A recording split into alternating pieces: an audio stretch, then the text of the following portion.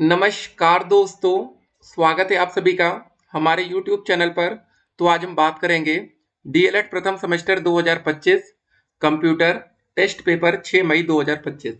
तो दोस्तों देखिए, आपका जो कंप्यूटर का पेपर आता है वो 25 नंबर का आएगा। ठीक है, 1 घंटे का समय मिलेगा। सभी प्रश्न वहां पर अनिवार्य रहेगा करना। प्रत्येक प्रश्न के अंक उसके सामने दिए जाएंगे। याद रखिएगा दोस्तों, कंप्यूटर में बहुत से बच्चे फेल हो जाते हैं, मतलब एकदम इजी सा पेपर होता है। ठीक है ना। अगर आप हमें डीएलएड के किसी भी सेमेस्टर में बैठा दीजिए कंप्यूटर का पेपर देने, तो हम तो बिना पढ़े पास हो जाएंगे। हमें तो ऐसा लगता है। तो आपको फर्स्ट सेमेस्टर में कंप्यूटर मिलेगा, थर्ड में मिलेगा, सेकंड में आपको कंप्यूटर नहीं मिलेगा, फोर्थ में आपको शांति शिक्षा मिलेगी। ठीक है, तो चलिए पहला क्वेश्चन देखते हैं। कंप्यूटर के विकास के इतिहास में निम्नलिखित में से कौन सा कालक्रम मतलब सही है? पीढ़ी भाषा इतिहास, या इतिहास पीढ़ी परिभाषा, परिभाषा इतिहास पीढ़ी, या इतिहास कालक्रम पीढ़ी? बताइए, सोचिए जल्दी से इसका आंसर। तो दोस्त, इसका जो सही आंसर होगा हमारा, होगा इतिहास पीढ़ी और परिभाषा। देखिए, इतिहास पीढ़ी और परिभाषा, कंप्यूटर का विकास एक लंबी प्रक्रिया रही है। सबसे पहले कंप्यूटर के इतिहास को समझना महत्वपूर्ण होगा, जिसमें प्रारंभिक गणना उपकरणों से लेकर आधुनिक डिजिटल कंप्यूटर तक का सफर शामिल है। इसके बाद हम कंप्यूटर की पीढ़ियों के बारे में पढ़ते हैं, जो प्रौद्योगिकी में हुए बड़े बदलाव को दर्शाती है, जैसे वैक्यूम ट्यूब, ट्रांजिस्टर, एकीकृत सर्किट आदि। अंत में दोस्तों हम परिभाषा पर आते हैं, जो कंप्यूटर को एक इलेक्ट्रॉनिक उपकरण के रूप में स्पष्ट करती है, जो डेटा को संसाधित कर सकता है। इसलिए सही क्रम यही है। ठीक है ना। तो सबसे पहले इतिहास है, उसके कंप्यूटर की पीढ़ियां कहती है, फिर परिभाषा। आकार और गति के आधार पर निम्नलिखित में से कौन सा कंप्यूटर का प्रकार नहीं है? माइक्रो, मिनी, मेन फ्रेम, या सुपर कैलकुलेटर? बताइए। तो जो कंप्यूटर का प्रकार नहीं है, नहीं की बात यहाँ पर पूछी गई, याद रखिएगा, नहीं। तो सही आंसर हो जाएगा सुपर कैलकुलेटर। ठीक है, अगर आपने इसको टिक किया तो एक नंबर अपने आप को यहाँ पर दीजिएगा, यहाँ दीजिएगा। अब जरा समझ लेते हैं। आकार और गति के आधार पर कंप्यूटरों को मुख्य रूप से 4 प्रकारों में वर्गीकृत किया गया है। उसमें कौन कौन से? एक माइक्रो कंप्यूटर आता है, दूसरा मिनी आपका आता है, एक ये हो गया, दूसरा ये हो गया। ठीक है, तीसरा दोस्तों मेन फ्रेम कंप्यूटर आता है, और चौथा दोस्तों जो आता है वो होता है सुपर कंप्यूटर, ना कि कैलकुलेटर। ठीक है, बस ये वाला था। अब अगले क्वेश्चन में आते हैं। निम्नलिखित में से कौन सा कंप्यूटर का एक अनुप्रयोग क्षेत्र है? आपको ये बताना है। केवल शिक्षा, केवल व्यवसाय, केवल मनोरंजन, उपयुक्त सभी? तो सही आंसर हो जाएगा दोस्तों उपरोक्त सभी। कंप्यूटर का आप उपयोग हर जगह कर सकते हैं, शिक्षा में, बिजनेस में, इंटरटेनमेंट में। ठीक है। कंप्यूटर प्रणाली के मुख्य घटक क्या है? हार्डवेयर है कि सॉफ्टवेयर? हार्डवेयर दोनों? बताइए जल्दी से, सोचिए दोस्तों। तो सही आंसर हो जाएगा भाई, हार्डवेयर होते हैं और सॉफ्टवेयर, ये दोनों होंगे। अगर ये नहीं होगा तो फिर कैसे चलेगा? निम्नलिखित में से कौन सा एक इनपुट डिवाइस है जिससे आप इनपुट कर सकते हैं कंप्यूटर में? बताइए। मॉनिटर आप देखते हैं, प्रिंटर में से कुछ इनपुट तो करते नहीं है। स्पीकर में सुन रहे गाना वाना भाई, तो कीबोर्ड से आप कुछ अंदर डाटा को इनपुट कर रहे हैं। सीपीयू का मुख्य कार्य क्या होते हैं? बताइए। डेटा को स्टोर करना, निर्देशों को संसाधित करना, आउटपुट प्रदर्शित करना, इनपुट स्वीकार करना। क्या होता है इसका काम? इसका मतलब होता है सेंट्रल प्रोसेसिंग यूनिट, मतलब निर्देशों को संसाधित करना। सीपीयू का फुल फॉर्म बता दिए, सेंट्रल प्रोसेसिंग यूनिट। ठीक है। ये दोस्तों कंप्यूटर का मस्तिष्क होता है। इसका मुख्य कार्य सॉफ्टवेयर द्वारा दिए गए आदेशों को प्राप्त करना, उनका विश्लेषण करना और उन्हें निष्पादित करना होता है। ठीक है, अगला क्वेश्चन आता है। मेमोरी की क्षमता को मापने की इकाई क्या होती है? हर्ट्ज होती है, बाइट्स होती है, ठीक है, जीएच होती है, या पीपीएम होती है? बताइए। कंप्यूटर मेमोरी की क्षमता को विभिन्न इकाइयों में मापा जाता है, जिनमें सबसे बुनियादी इकाई जो सबसे छोटी होती है उसको बोलते हैं बाइट्स। ठीक है, अन्य इकाई दोस्तों, इसके बाद आपने सुना होगा बाइट के बाद आपका आता है केबी। ठीक है, केबी के बाद आपने सुना होगा एमबी, उसके बाद दोस्तों सुना होगा जीबी, जिसको गीगाबाइट बोलते हैं। उसके बाद दोस्तों आपने सुना होगा टीबी।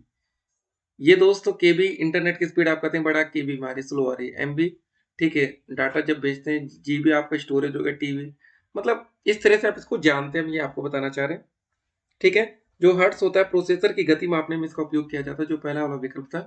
ठीक है, और जी एच जेड भी प्रोफेसर की गति में, ये वाला जो है ना, ये भी प्रोफेसर की गति में आता है।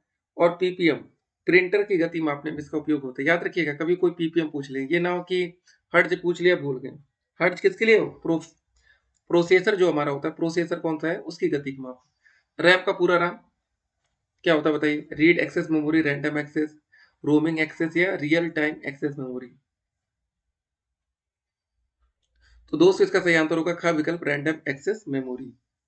ठीक है ना? ये क्वेश्चन में आपको कंफ्यूज करते हैं। अगले क्वेश्चन में आते हैं 9 नंबर। निम्नलिखित में से कौन सा एक आउटपुट डिवाइस है? अब इसमें हम इनपुट नहीं कर रहे हैं, आउटपुट देखना चाहते हैं। वीडियो हो गया, ट्रैक बॉल हो गया, स्कैनर हो गया, माउस हो गया, बताइए। तो समझिए, आउटपुट डिवाइस का उपयोग कंप्यूटर द्वारा संसाधित जानकारी को उपयोगकर्ता को प्रदर्शित या प्रस्तुत करने के लिए किया जाता है। माउस दोस्तों जो होता है ये एक इनपुट डिवाइस है। क्या है? इनपुट डिवाइस है। ठीक है। स्कैनर भी दोस्तों आपका एक इनपुट डिवाइस है, स्कैन आप कर रहे हैं डाटा को इनपुट कर। ठीक है। उसके बाद दोस्तों वीडियो, VDU का मतलब क्या होता है? Visual display unit, visual display कर रहे हैं यूनिट। ठीक है। तो दोस्तों ये मॉनिटर को संदर्भित करता है या एक आउटपुट डिवाइस है। इसका सही आंसर क्या हो जाएगा दोस्तों? वीडियो हो जाएगा। ठीक है। ऐसे क्वेश्चन पेपर में आएंगे तो सही हो जाएगा। ट्रैक बॉल क्या होता है? एक इनपुट डिवाइस है जो माउस के समान कार्य करता है, लेकिन इसमें घूमने वाली गेंद होती है। ट्रैक बॉल वाला माउस आपने देखा है, पहले आता था। अगला क्वेश्चन, सॉफ्टवेयर के मुख्य कार्य क्या होते हैं? केवल सिस्टम सॉफ्टवेयर, केवल एप्लीकेशन या सिस्टम और एप्लीकेशन सॉफ्टवेयर दोनों? बताइए। तो इसका सही आंसर हो जाएगा सिस्टम और एप्लीकेशन सॉफ्टवेयर दोनों। ठीक है। सॉफ्टवेयर को मुख्य रूप से दो प्रकारों में वर्गीकृत किया जाता है। सिस्टम, यह वह सॉफ्टवेयर होता है जो कंप्यूटर के हार्डवेयर को प्रबंधित और नियंत्रित करता है ताकि एप्लीकेशन सॉफ्टवेयर चल सके। ऑपरेटिंग सिस्टम जैसे विंडोज हो गया, मैक ओएस हो गया, लिनक्स हो गया, इसका मुख्य उदाहरण। एप्लीकेशन दोस्तों वह सॉफ्टवेयर होता है जिसमें विशिष्ट कार्यों को करने के लिए डिजाइन किया जाता है, जैसे एमएस वर्ड हो गया, स्प्रेडशीट हो गया, ये सारी चीजें। कंप्यूटर के कार्य को करने का मूल सिद्धांत क्या है? बताइए।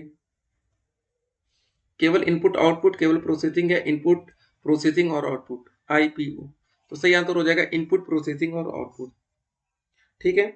कंप्यूटर किसी भी कार्य को करने के लिए बुनियादी चक्र का पालन करता है जिसमें इनपुट होता है, प्रोसेस होता है और आउटपुट आता है। ठीक है। इनपुट उपयोगकर्ता द्वारा कंप्यूटर में डेटा या निर्देश दर्ज करना, जैसे आप कीबोर्ड से आप, ठीक है, माउस से इनपुट डालते हैं। प्रोसेसिंग मतलब CPU द्वारा इनपुट किए गए डेटा को निर्देशों के अनुसार कार्रवाई करना, ये प्रोसेस होता है। पहले इनपुट करते हैं, प्रोसेस होता है, फिर आउटपुट। संसाधित परिणाम को उपयोगकर्ता को प्रदर्शित करना, जैसे मॉनिटर या प्रिंटर के माध्यम से। ऑपरेटिंग सिस्टम OS का मुख्य कार्य क्या होता है? बताइए। देखिए दोस्तों, एप्लीकेशन चलाना, हार्डवेयर को प्रबंधित करना या फाइलें बनाना, इंटरनेट से जोड़ना। इसका दोस्तों सही आंसर होता है हार्डवेयर को प्रबंधित करना, भी हमने आपको बताया था ऑपरेटिंग सिस्टम और एप्लीकेशन सॉफ्टवेयर में। ठीक है ना? अगले क्वेश्चन में आते हैं। विंडोज XP किस प्रकार का ऑपरेटिंग सिस्टम है? Single user, multi user, multitasking? अब बताइए, आपने विंडोज XP के नाम सुना है? पहले सुना होगा, अब तो विंडोज 11 चल रहा है फिलहाल। हो सकता है जब आप इस वीडियो को देख रहे हो 2-4 साल बाद तो कुछ और आ जाए। तो सही आंसर होगा दोस्त इसका उपरोक्त सभी। देखिए, विंडोज एक्सपी एक ऐसा ऑपरेटिंग सिस्टम था जो एक साथ कई उपयोगकर्ताओं को समर्थन नहीं देता था, इसलिए यह मल्टी यूजर नहीं था। हालांकि यह सिंगल यूजर मुख्य रूप से एक समय में एक उपयोगकर्ता द्वारा डिजाइन किया गया था। मल्टीटास्किंग एक ही समय में कई प्रोग्रामों को चलाने की क्षमता रखता था, इसलिए सही उत्तर सिंगल यूजर और मल्टीटास्किंग होना चाहिए। और दिए गए विकल्पों में उपरोक्त सभी दिया गया। तो ये मल्टी यूजर वाला ही थोड़ा सा कंफ्यूजन कर रहा है, इसलिए आप इसको कट कर सकते हैं। बाकी सिंगल यूजर और मल्टीटास्किंग इसके लिए सही होगा। ठीक है। तो इसको ध्यान रखिएगा। तो कभी दोस्तों ऐसा क्वेश्चन आपको पेपर में मिल जाए तो आप इसमें उपरोक्त सभी के साथ जा सकते हैं, बाकी मल्टी यूजर को भी हो सकता है सही मान लिया जाए। तो ठीक है, कैसे भी क्वेश्चन पेपर में आ सकते हैं। डेस्कटॉप स्क्रीन पर दिखने वाले छोटे चित्र क्या कहलाते हैं? फाइल्स, फोल्डर्स, आइकन्स या लिंक्स? हमेशा याद रखिए, उसको आइकन हम लोग बोलते हैं। क्या बोलते हैं? आइकन्स। ऑपरेटिंग सिस्टम के graphical user interface, GUI, graphical user interface, ठीक है, में डेस्कटॉप पर विभिन्न प्रोग्रामों, फाइलों या फोल्डरों का प्रतिनिधित्व करने वाले छोटे ग्राफिकल सिंबल आइकन्स कहलाते हैं। तो दोस्तों क्वेश्चन नंबर 15 क्या रहा? विंडोज एक्सप्लोरर का उपयोग किसके लिए किया जाता है? इंटरनेट ब्राउज करने के लिए, फाइलें और फोल्डर प्रबंधित करने के लिए, प्रोग्राम इंस्टॉल करने के लिए, ईमेल भेजने के लिए। बहुत ही अच्छा क्वेश्चन है दोस्तों। देखिए, बहुत से बच्चों को लग रहा होगा इसका आंसर होगा इंटरनेट ब्राउज करने के लिए। ऐसा नहीं होता। विंडोज एक्सप्लोरर का मुख्य कार्य ये नहीं होता। इसका मुख्य कार्य होता है फाइलें और फोल्डर प्रबंधित करने के लिए। याद रखिएगा, ये क्वेश्चन आपको फंसा सकता है। जो विंडोज इंटरनेट ब्राउज करने के लिए जैसे होता है माइक्रोसॉफ्ट का EDGE, ये ब्राउजर होता है, या दोस्तों गूगल क्रोम आप यूज करते हैं, मोजिला फायरफॉक्स यूज कर सकते हैं, ये होता है इंटरनेट ब्राउज करने के लिए। ठीक है, इस क्वेश्चन को ध्यान रखिएगा, नहीं तो ये क्वेश्चन आपको फंसा सकता है और बेसिक नॉलेज के लिए भी ये जानकारी जरूरी है। ठीक है, अब देखते हैं आज का अगला प्रश्न। अगला क्वेश्चन आता है, कंट्रोल पैनल का उपयोग किस लिए किया जाता है?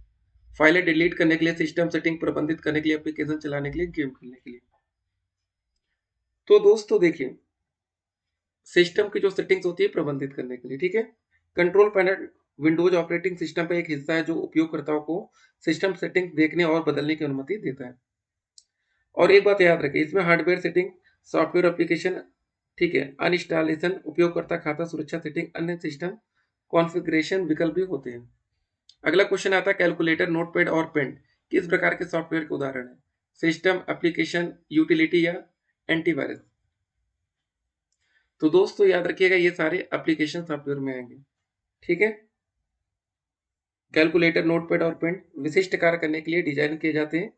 ठीक है, कैलकुलेटर गणितीय गणना करता है, नोटपैड टेक्स्ट लिखने और संपादित करने के लिए, पेंट दोस्तों ग्राफिक बनाने के लिए होता है।